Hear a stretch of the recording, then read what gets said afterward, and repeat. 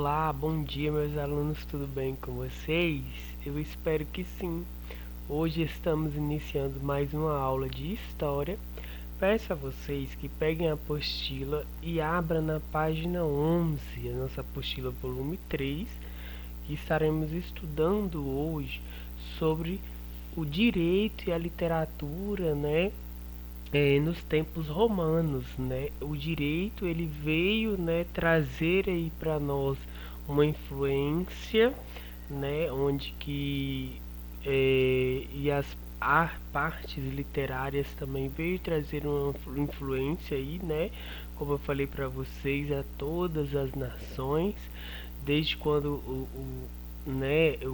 a Roma ela começa a expandir, seus domínios em várias partes, em vários territórios, e aí o direito ele vem influenciar, E ele se destaca muito, tanto nas partes literárias também.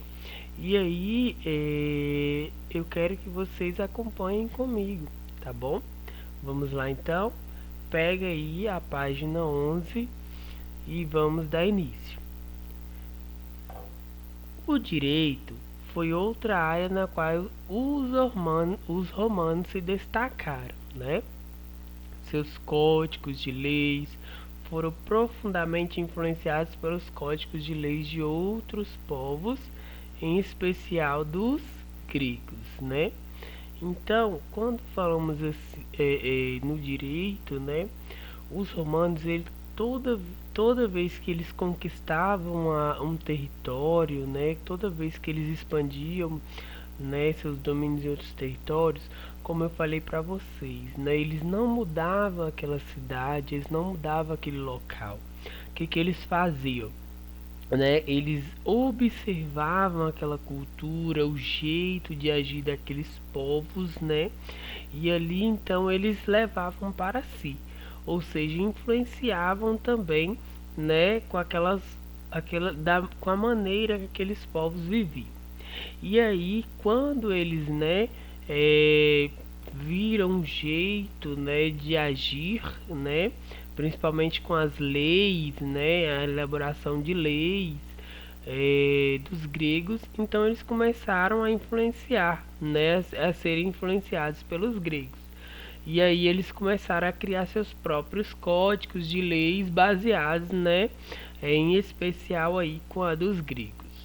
O primeiro sistema jurídico romano foi a lei das 12 tábuas, essas leis, no entanto, foram substituídas pelos éditos dos pretores. Ou seja, a lei das 12 tábuas era aquela lei, onde que era obrigatório então redigir 12 estacas de bronze, ou seja, 12 placas, tábuas de bronze, e ali eram redigidas todas as leis, tudo que foram discutidos, dentro aí das questões públicas, e que todas aquelas pessoas que não tiveram, dentro do local de discussões, de aprovações de leis, que eles não podiam passar e estar lá, naquele momento, e tudo aquilo que foi aprovado, então ele era, redigido nessas tábuas, nessas 12 estacas de bronze, essas 12 estacas de bronze, onde que todos aqueles, que passassem por aquele local iria saber, tudo o que foi, aceito, tudo o que foi, aprovado durante as reuniões.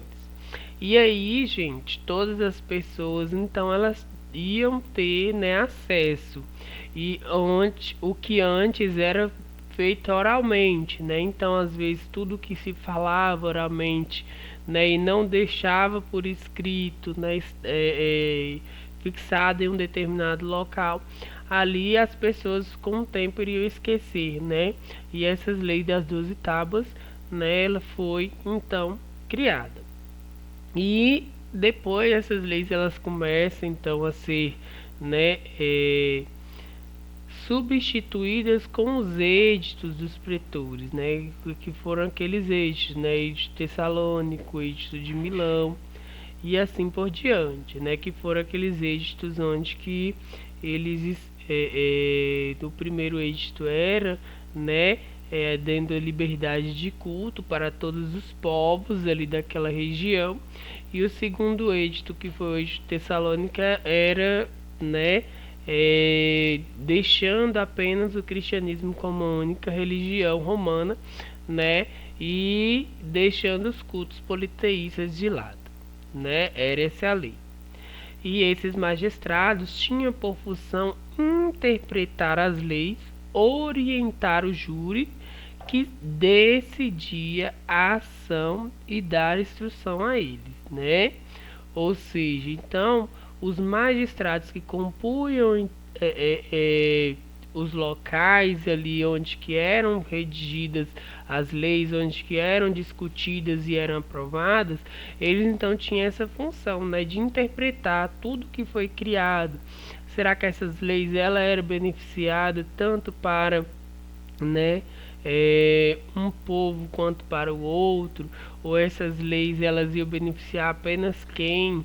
Isso daí era importante. Se fosse, então os magistrados eleitos, né, dentro do Senado, eles tinham nessa opção, né, essa função, desculpa aí, de estar orientando os jurados que iam votar para aquela lei, né? Será que é certo, né? Eles davam instruções, ó, se vocês aceitarem essa determinada lei ali, vocês vão fazer isso, vão promover isso. Então esses magistrados, eles eram como se fossem os conselheiros, tá bom? E aqui embaixo está falando para vocês verem como que o direito romano era organizado. Aí nós temos aqui primeiro o direito civil, que era chamado de jus civile, né? Naquela época dos gregos, os romanos, né? Então era um conjunto de leis aplicada aos cidadãos romanos, baseada em seus costumes, leis e escritas. Um exemplo de direito civil era a lei das 12 tábuas, né? Então, o que era o direito civil? Era o conjunto de leis aplicado a todo cidadão, onde que era baseado nos costumes e as leis e escritas, ou seja, né, tudo aquilo que eles viveram desde anos passados, que era cultura romana, que era o que os cidadãos eles viviam, né, que eram costumes deles de agir. Então ali, né, era um direito civil, né, do cidadão. Então o cidadão ele tinha a obrigação de agir da mesma forma, conforme os costumes da sua região, né, da sua cidade. E assim os romanos eles começaram, né, a agir dessa mesma forma. Aí vem citando o exemplo, né, onde que era a lei das 12 tábuas, onde que tudo era escrito nessas 12 tábuas, né, e todos os cidadãos tinham o direito de passar e observar o que foi escrito, o que foi falado, né, e ali eles teriam o dever de seguir tudo aquilo que foi, né, escrito naquelas leis. Temos os direitos dos povos também, né? O direito dos povos era o jus gentium, né? Onde que era essa lei que seria comum a todos os povos do mundo romano. Cidadãos romanos, seus aliados, os súditos de Roma, os latinos e os peregrinos. No direito dos povos estavam previstas leis que diziam respeito à escravidão, à propriedade privada, aos contratos e às transações de compra e venda. Então esses direitos dos povos, gente, ele vinha, né, dando um apanhado como um todo, né, como tudo que acontecesse ali na cidade, né, nas cidades romanas, e onde que era de domínio, né, extensão, propriedade romana, né, onde que eles foram conquistando esses territórios. E ali esse direito dos povos era tudo que os povos eles tinham que seguir, desde os próprios cidadãos romanos até os seus aliados, até aqueles outros povos conquistados, né? E ali os súditos, os romanos, os latinos, os peregrinos, todos aqueles eles tinham então essa lei, né? Ou seja, era uma lei que beneficiava em torno de todos os povos, né? E aí estava previstas essas leis, né? Onde que diziam respeito à escravidão, né? Ou seja, então os escravos eles tinham que respeitar, né? Tinham que seguir todas as leis. A propriedade privada, então quem tinha aquela propriedade privada era dele, outras pessoas não podiam invadir, né? Os contratos firmados entre os plebeus e os patrícios, né? Que eram aqueles contratos onde que os plebeus eles tinham, né? A função aí de beneficiar os plebeus, né? De pagar os salários e as transações de compra e venda, onde que eram aquelas transações feitas utilizando as estradas persas aí, né, onde que vinham pessoas de fora para comercializar, né, seus produtos dentro da cidade romana. E temos o direito natural, né, que é jus naturale, que correspondia aos direitos naturais dos cidadãos anteriores à formação da sociedade, né, e os quais o Estado era obrigado a respeitar, não podendo estabelecer leis que contrariavam, né, esses direitos, né? Então, eram os direitos naturais de todo cidadão, né? Antes da formação da cidade, né? Ou seja, anteriores, aqueles cidadãos ali, né? Que ou seja, que os cidadãos viviam, seus costumes e que não poderiam ser mudados, né? Ou seja, eram os direitos naturais, aqueles direitos, né, já vividos por essas pessoas, né? Resgatando suas culturas, seus domínios, né?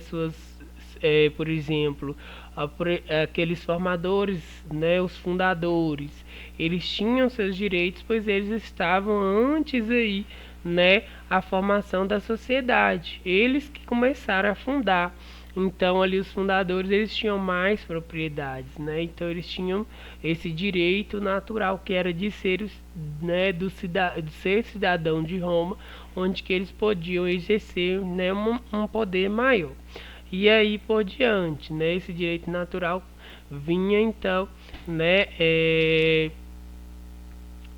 mostrar que o Estado ele não podia intervir, né, no meio dessas ações, né, no meio do que esses povos vindos, né, antes da formação da sociedade que eles tinham, né, e não podia, o governo ele não podia então contrariar, estabelecer leis, criar leis para contrariar esse direito dos próprios cidadãos que já fundaram essas cidades. E aí, pessoal, nós temos aqui, na época de Augusto, os juristas importantes foram chamados para emitir opiniões sobre alguns processos em julgamento. Essas opiniões formaram a base da jurisprudência. E a jurisprudência é o conjunto de soluções dadas às questões de direito pelos tribunais superiores. Então, gente, aí na época do rei Augusto, do imperador Augusto, né, César Augusto, ele então, né, os juristas, ou seja, aquelas pessoas que participavam, né, dos júris, eles então tinham essa opinião, eles davam opinião aí antes de serem discutidas essas leis. Será que essas leis vão beneficiar algo? Será que essas leis sendo aprovadas vai ajudar no desenvolvimento romano? Então eles participavam, né, da jurisprudência, né, que é onde que eram tomadas essas soluções, né, dadas aí durante né, os julgamentos, durante essas como posso dizer, essas discussões de leis, né, antes de serem aprovadas. E aí então esses juristas, né, ou seja, fechavam o Senado e ali eles faziam essas votações, né, onde que poderiam entrar apenas as pessoas que formavam, né, o Senado, aqueles que iam impor as leis, e também os júris, né, onde que eles iriam julgar se aquela lei era importante ou não e dar soluções, né, para reformular aquela lei se não fosse, né, por bem achado por bem por parte dos juristas, tá bom? E a maioria dos códigos do direito romano foi registrada em latim, razão que explica em parte o motivo de muitos termos utilizados no direito atual se manterem em sua forma latina, né? Então hoje, até hoje, essas formas aí, né, de julgamentos de direitos civis, penais e assim por diante, eles têm então, né, até hoje as suas formas, atual forma latina, né, a forma de julgamentos latinos, ou seja, onde foram registradas, né, onde foram retiradas aí essas formas de leis baseadas então pelos gregos, né, pelos latinos. É por isso que é comum ver então esses tipos de julgamentos, esses tipos de leis, né, baseados aí nas leituras, né, nas literaturas latinas. Com a expansão de Roma, suas leis foram levadas a vários locais, tornando-se muito conhecidas. Mesmo após o fim do Império Romano, a forma como o direito romano se organizava mantida pelos povos locais ou povos bárbaros que chegaram a essas regiões, né? Então elas foram se tornando conhecida por vários locais, né, várias regiões, principalmente quando os romanos eles começaram a expandir seu território, eles foram levando seus direitos para outras regiões, né? E aí então os povos, né, locais, ou seja, os povos que viviam lá dentro das sociedades, das propriedades romanas, e os povos bárbaros começaram a seguir essas leis, né, todos os seus direitos aí, onde que eram votados e depois repassados aos povos. Atualmente, muitos países, entre eles o Brasil, têm um sistema de leis, instituições e até mesmo terminologias derivadas do direito romano, né? Então, como eu falei para vocês, o direito romano, ele começa a se expandir por determinados locais, determinadas áreas, e ali ele é então influenciado, né? Gera influência, a forma de julgar, a forma de interagir, a forma de reunir todos os senados, né? E hoje no Brasil é utilizada a forma de reunir os ministérios, né? Onde que os senadores eles vão votar, né, naquele local onde que entra, naquela cabine onde que se entra, discute as leis e ali é votado se aceita ou não aquela lei, se vai beneficiar ou não, aí, através do Senado. E é o que acontecia antigamente, né, gente, em Roma, tinha os senados, porém hoje é mais pacífico, né, porque antigamente os romanos eles tinham os direitos, né, mais agressivos, vamos dizer assim, quando se não gostava de um imperador, eles então entravam para assassinar aquele imperador. E hoje já é através da votação, né, como era feito antes. E aí muitas leis, né, principalmente no Brasil, né, influenciadas aí essas formas de julgar, né, esses julgamentos, esses direitos, né, como foram criados, eles são derivados aí, né, de Roma, aí do direito romano. Os discursos proferidos por Cícero, filósofo, jurista e senador romano, considerado o melhor orador latino, estão entre as obras mais conhecidas da literatura latina.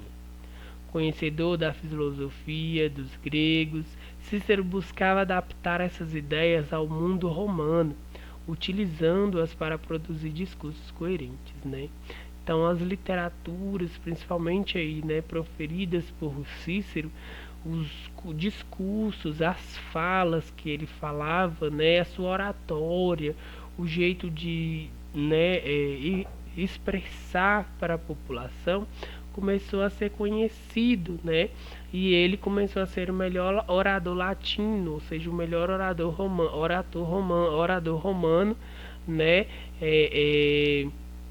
Onde que suas obras, suas escrituras, né? Elas começam a ficar conhecidas no mundo todo, né? E aí ele começa a ser o conhecedor da filosofia dos gregos, onde que ele, né, começa a adaptar as ideias, né, ou seja, todas as suas ideias, todas as suas literaturas ao mundo romano, né? E aí ele começa, né, a utilizar essas ideias para produzir alguns discursos onde que tragam, né, informações coerentes aí para toda a população. Seu objetivo era principalmente denunciar os problemas do governo romano, né, governo de Roma, e exaltar a coragem do seu povo. Por conta desse posicionamento, atraiu inúmeros inimigos durante sua carreira, sendo afastado de funções públicas por Marco Antônio, a quem ele atacou publicamente. Seu discurso se tornara um padrão a ser seguido. Então, gente, Cícero ele começa, né, a utilizar seus discursos, suas falas, né, sua forma de ideias, né, ou seja, adaptar suas ideias ao mundo romano. Ele então começa a denunciar os problemas do governo romano, né, ou seja, as leis que era só para beneficiar o governo, né, o aumento de impostos, tudo aquilo que as pessoas viviam que eram obrigadas a fazer e que aquilo ali não era correto para, né, para agir de forma determinada com os povos, né? Então ele começa a denunciar em suas falas, em suas escrituras, em suas literaturas, né? E ele exaltava a coragem do povo, né? Ou seja, para que o povo pudesse lutar, né? Para que o povo pudesse intervir, né? Em determinada lei, buscar ali, né? Algo que beneficiasse sim a população. E aí ele começa, né? A atrair inúmeros inimigos para atrás de si, né? Onde que ele queria provar, né, que a população era importante sim, que a população devia participar de questões importantes sim. E aí, né, ele começa a ser afastado de algumas funções públicas, né, onde que ele ataca Marco Antônio, que era um dos governantes, né, militares da época. E aí ele começa a ser perseguido, né? Porém, logo após seus discursos, né, utilizados durante os eventos públicos, né, da sociedade romana, ele começa a se tornar um padrão a ser seguido e começa a ser seguido aí pela população. Cícero viveu no conturbado período do fim da República Romana, entre os anos de 106 a.C. e 43 a.C. Ele exerceu diversos cargos públicos durante a vida, como o de senador. Olha para vocês verem, né? Então Cícero foi um importante aí, né, orator. Ele foi importante, né, no momento das discussões do Senado, né? Pois ele era o senador aí que compõe a parte romana. E aqui nós temos uma atividade, gente, na página 12, onde que vocês vão fazer aí ler esse texto sobre o discurso de Cícero e responder, né, qual era a divisão do direito de Cícero. Está discussando isso, por quê, né? O que ele queria mostrar aí à população, tá bom? Além dos discursos de caráter político e filosófico produzidos por Cícero na literatura romana, destacaram-se as obras teatrais, em especial as comédias, que buscavam, por meio de situações engraçadas, fazer críticas ao modo de vida romano, né? Então, as comédias, né, as peças teatrais, as obras teatrais eram para fazer críticas, né, utilizadas aí para fazer críticas ao modo de vida que os romanos, principalmente aí, gente, os grandes generais, os os políticos, né, os mais influenciadores, eles utilizavam os teatros para poder, né, levar uma mensagem aí, né, a esses povos, né, que eles mesmos não queriam, que eles não achavam por bem fazer daquela forma e tudo. Então eles usavam essas obras teatrais para que, de certa forma, atacasse, né, a forma de vida, né, dos romanos aí, levada pelas discussões de leis aprovadas. Mesmo com os povos que os romanos dominavam, denominavam bárbaros, ocorreram muitos intercâmbios culturais. Todos esses contatos geraram a criação de culturas riquíssimas e com traços comuns. Apesar da desintegração do Império Romano, muito da sua cultura foi preservada e influenciou as sociedades atuais. Você conhece a expressão moral da história? É bem provável que você já tinha ouvido algumas fábulas, que são histórias curtas, normalmente contadas às crianças com o objetivo de passar algum tipo de mensagem sobre a forma como devem se comportar, ou seja, a moral da história, né? Então, tinha essas culturas, né? Esses intercâmbios culturais aí com os povos, né? De uma região, determinada região, assim como eles aprendiam, né? Eles viam que aquelas culturas, né? Aqueles traços de determinados povos eram interessantes, então começaram a promover esse intercâmbio cultural, né? E aí veio então a expressão moral da história, que era tentar passar uma mensagem para os outros, para os povos ali através daquela obra teatral, né? Isso era uma moral da história.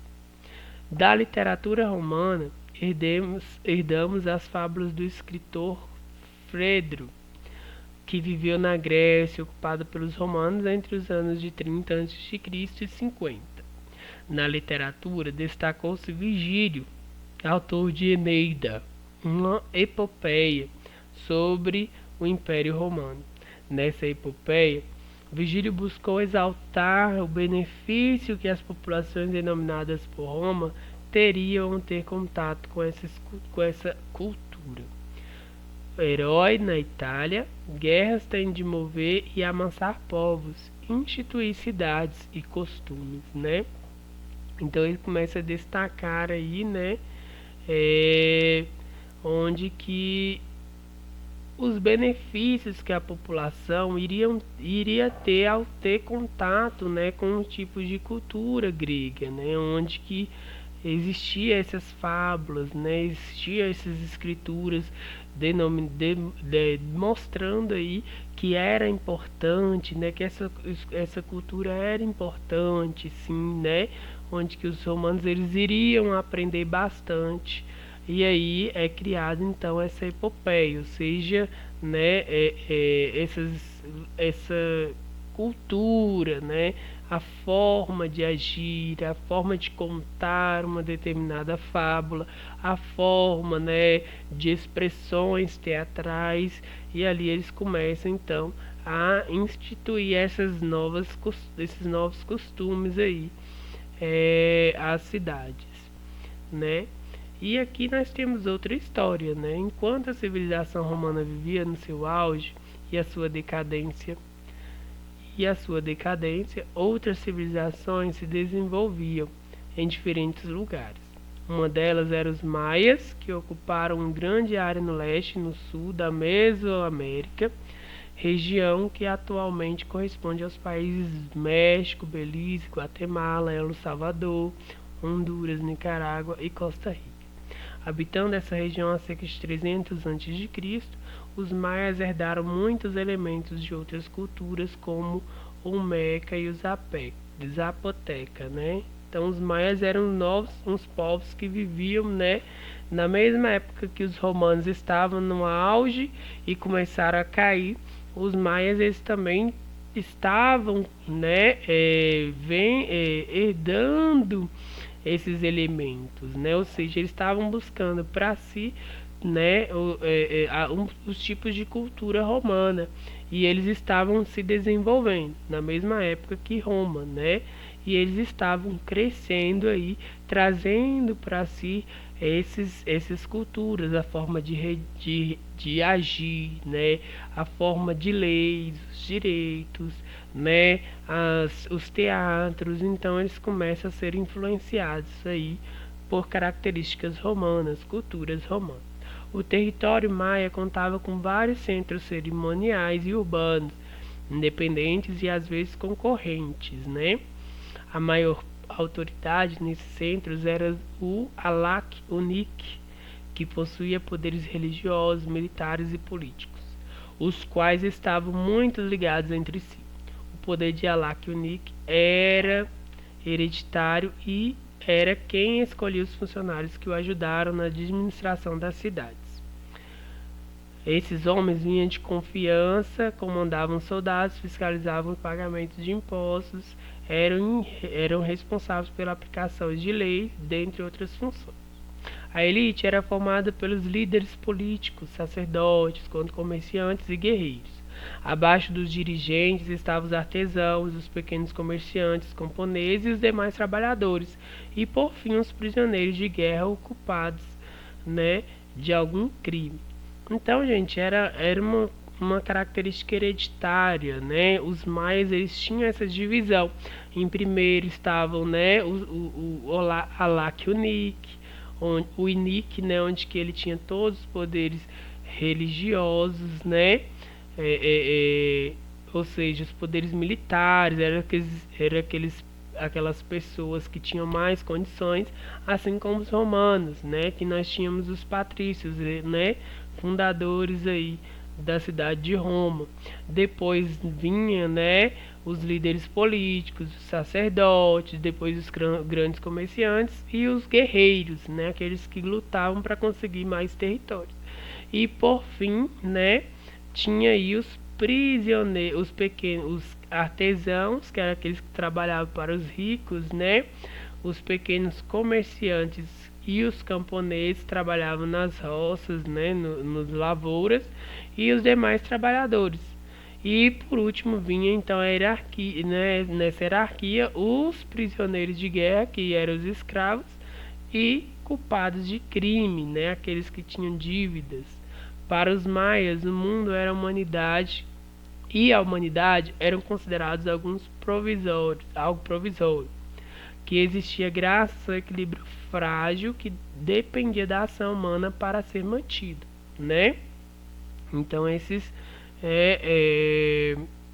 a humanidade, então, né, era que como foi falado no texto, né, era algo provisório, né? Ou seja, era algo onde que havia aí os humanos para gerar um equilíbrio. Os que detinham mais poder comandavam, e os que tinham menos poder, né, acatavam as leis. Com o objetivo de manter esse equilíbrio, os maias realizavam cerimônias e oferendas dedicadas aos deuses, as quais eram presididas pelos sacerdotes, né? E aí eles tinham sacerdotes que traziam essas leis, que faziam essas oferendas, essas cerimônias aos deuses que eles, né, seguiam na época. E ali, para manter aquele equilíbrio, continuasse com poder, né, em cima do patamar e os menos favorecidos embaixo, tá bom? E aí eles promoviam esse tipo de culto. Aqui, gente, tem algumas atividades que é para vocês falar sobre o Alak Unik, né? E também qual a finalidade dessas cerimônias e oferendas realizadas pelos maias, que eu acabei de explicar para vocês, tá bom? E na página 14 também tem algumas atividades, onde que vocês vão ler aí esse pequeno texto e responder aí as atividades de questões de número 1 até a 7 aí, tá bom? Então fica para vocês essa aula de hoje. Um grande abraço e tchau, tchau.